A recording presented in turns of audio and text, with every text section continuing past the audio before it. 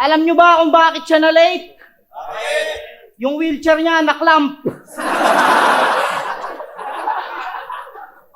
Tapos pagdating pa, puta, kala mo kung sino? Inaangat pa sa stage, kala ko Santo Niño. Yan ang napapala mo, Brad. Kakasali mo sa frat.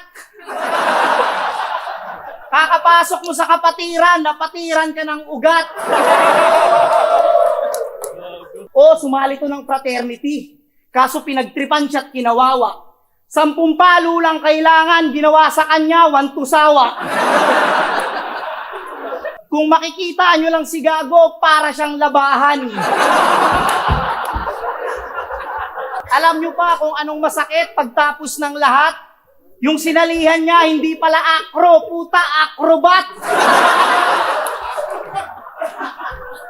Pero kahit ganyan ka, sa Diyos ay magpasalamat kasi ginawa ka pa rin niyang tao. Sila yun ka dapat.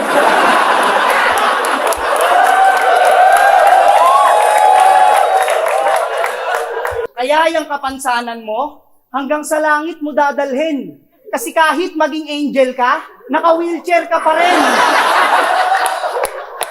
Isang nananahimik na itik ang minuleska ni Tanga. Nung una, hinihimas-himas lang daw. Tapos kinakandong-kandong pa. Puta, maya-maya lang, oh, kinakandong-kandong pa.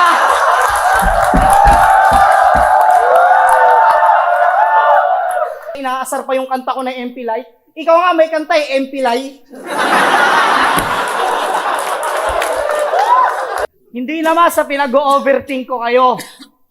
Pero minsan ba naisip nyo na paano pala kung isang malaking prank lang yung pagkalumpo nito? Oo, noon pa natin siya nakikitang naka-wheelchair. Matagal niya na tayong nililinlang. Righteous one, hindi ka lumpo, tang ina mo, tamad ka lang. Paano ko nasabi? Kasi pumunta ako sa bahay ninyo, Gago. Pagpasok ko sa loob, merong wheelchair, walang tao.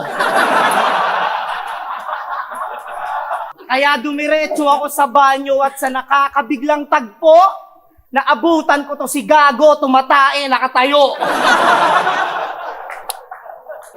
Ano, magpapanggap ka pa? Ulul, hindi sa'yo bagay. Lumpo, pukin ang ina, tas may treadmill sa bahay.